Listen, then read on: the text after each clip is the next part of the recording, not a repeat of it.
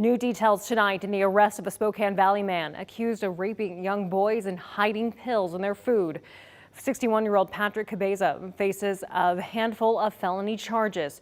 KREM 2's Kyle Simchuk spoke with people who knew the suspect just hours after they learned what he's accused of. Kyle? Well, Cody, the Spokane County Sheriff's Office believes Cabeza may have had contact with other young boys, and that's why we're following this story. We talked to his neighbors tonight, including a 23-year-old man who says Cabeza let him stay at his house free, but kicked him out weeks later. He says he had to follow strange house rules and that he's not surprised the 61-year-old is now in jail. This is a tight-knit neighborhood. We say hi to each other. We know the children's names when they pass by. And then you've got someone like this in the mix. Kim Price found out this afternoon that her neighbor across the street is accused of raping multiple young boys he was trusted to watch. Sickening and terrifying at the same time. According to court documents, 61-year-old Patrick Cabeza befriended a couple with young children last October. He claimed to have money and quickly became a grandfather figure, even promising to put the family in his will.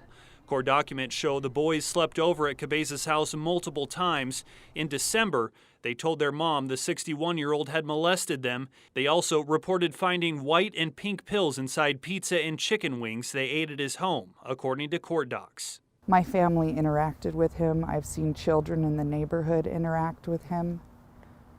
And some of the things that my own son has said.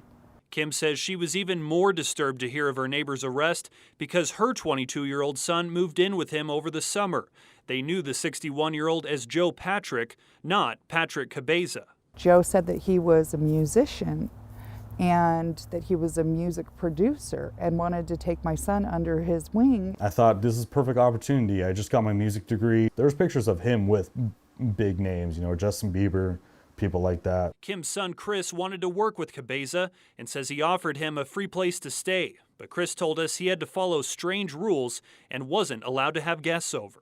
He would always get upset if I was away at night, every single time. Always waiting there out on the couch when I came home, and he would start talking to me about how I'm not doing things right in life because I'm out playing magic with friends. Chris says he was never sexually assaulted. Cabeza kicked him out weeks after he moved in, and months before court docs say the 61-year-old groomed and molested the children who looked up to him. I knew something would happen. That guy is not right. The arrest continues to shock this otherwise quiet Spokane Valley neighborhood. If you don't have a neighborhood watch, get one set up. That's what we're going to do. That's what we figured out. We're going to start a neighborhood watch, because we don't want anything like this in our neighborhood again.